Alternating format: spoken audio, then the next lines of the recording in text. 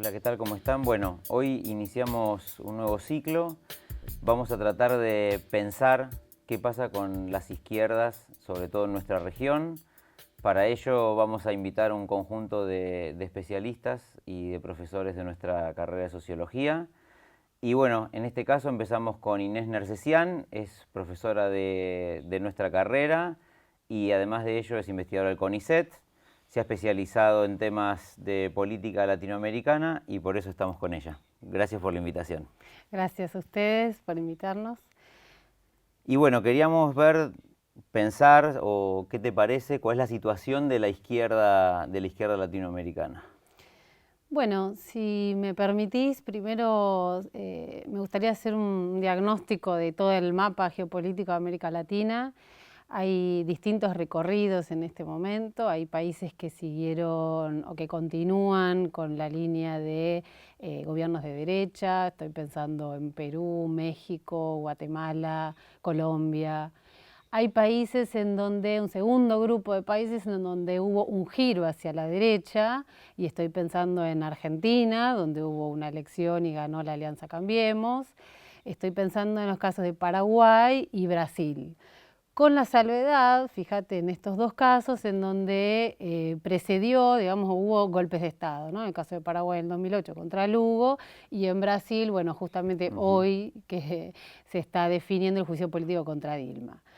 Después hay dos casos, hay otro conjunto de países en donde todavía continúan o hay continuidad de gobiernos progresistas, que son los casos de Chile y Uruguay. Sí, en Chile gobierna la alianza que encabeza Michelle Bachelet, una alianza que incluyó al Partido Comunista, que no es solo el Partido de la Concertación, sino que es una coalición que va, si querés, en este momento Chile está siendo en algún sentido una vanguardia, digamos, en el mapa político. El segundo caso de continuidad de experiencias progresistas es el de Uruguay, en donde el Frente Amplio fue plebiscitado nuevamente. Y después otros casos de Centroamérica que suelen ser menos discutidos, que también merecen su discusión, que son los de El Salvador y Nicaragua. ¿Sí? Nicaragua tiene elecciones ahora dentro de poco, en noviembre, y todo indica que Daniel Ortega va a ser plebiscitado. Y demás. Después hay otro grupo de países en donde también continúan experiencias progresistas, pero son una incógnita. Y estoy pensando en los casos de Venezuela, Bolivia y Ecuador. ¿Por qué son una incógnita? Bueno, Venezuela es conocido que atraviesa en este momento una crisis que no sabemos aún a ciencia cierta hacia dónde, cuál va a ser el desenlace. Se está discutiendo fuertemente la opción de hacer un referéndum revocatorio. Y los otros dos casos que digo, los coloco como una incógnita, como un signo de pregunta, son los de Ecuador y de Bolivia. En estos dos casos básicamente porque no hay reelección. ¿Sí? Bolivia hace poco se hizo un referéndum en donde se discutía la opción de la reelección de Evo Morales, se perdió, aun cuando Evo Morales todavía tiene legitimidad, él, su gestión, su política económica y demás. El plebiscito por la posibilidad de una reelección se perdió, con lo cual Bolivia tiene abierto ese escenario de discusión.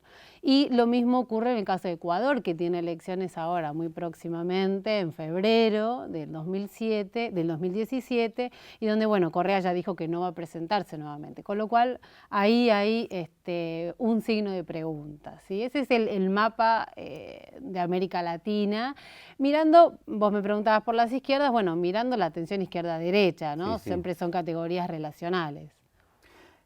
Yo tengo la sensación un poco que esta idea tal vez que fue como una especie de gran bomba simbólica, esto del socialismo del siglo XXI, de alguna manera ahora está absolutamente debilitado, por lo menos como representación, como ficción, como que de alguna manera los sucesos de Brasil y los de Argentina introdujeron un nuevo clima, por lo menos simbólico, ¿cierto? Más allá de las incógnitas que vos marcás, pareciera ser que no digo que está girando la región, pero los bastiones más simbólicos de ese proceso, y me estoy refiriendo sobre todo a Venezuela, pienso en la moderación de Ecuador en algún sentido, pienso que esa idea del socialismo del siglo XXI como que se aflojó y hay un clima no sabemos si es una sensación o si es una realidad. ¿Cómo lo ves vos eso?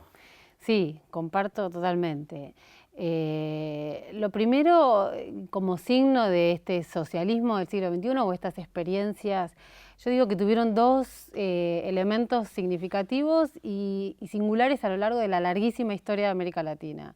Uno de ellos es que coincidieron en tiempo y en espacio. Si nosotros miramos hacia atrás, pocas veces en la historia latinoamericana, no pocas veces, no hubo una coincidencia tan grande de experiencias progresistas. Quizás las experiencias populistas, que fueron 2 o 3 casos, quizás los años 60 y 70 con experiencias sueltas, todas interrumpidas por golpe de Estado, ¿sí?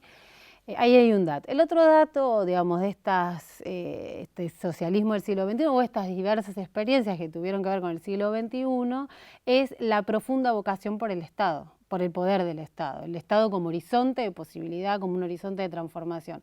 Algo que, vuelvo a decir, en los años 60 y 70 no estaba tan claro en esos términos. Entonces, bueno, lo primero que hay que decir es que efectivamente se está discutiendo el poder del Estado, ¿sí? En qué características tuvo y cómo los desafíos para poder recuperar el Estado.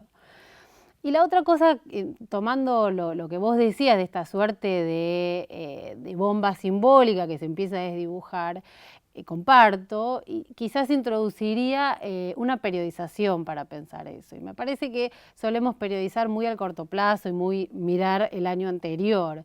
Y en realidad me parece que nos merecemos y nos debemos una lectura un poco más atrás. Quizá el año 2008 me parece un punto de inflexión para pensar la región. ¿Por qué pienso el año 2008? El año 2008 se produjo la crisis económica mundial que irradió en América Latina, sin dudas. Y en términos políticos también ocurrieron una serie de acontecimientos centrales. Por ejemplo, el caso argentino, el conflicto con las patronales agrarias, que lo que hizo fue transparentar un conflicto, una puja de intereses que no estaba del todo transparentada. Podemos citar el golpe contra Lugo también en el año 2008. Sí, el 2008 desestructura, inclusive la relación de esos estados con la globalización y con el mercado internacional. Exactamente. Y a partir de entonces, de que desestructura, digamos, se desarma esa bomba, ese bloque, bueno, comienza también un proceso de reconfiguración de las derechas. Las derechas no solo en términos políticos, sino también de grupos económicos. Los grupos económicos que habían quedado en muchos casos no diría devastados, pero golpeados heridos por el neoliberalismo. El neoliberalismo golpeó a todos, también a muchos grupos económicos. Me refiero sobre todo al gran bloque o la gran matriz industrialista, ¿no? Bueno, buenísimo. La verdad que está bueno este mapa para tener un poco en cuenta dónde estamos parados. Una buena geopolítica. Te agradecemos mucho. Gracias a ustedes.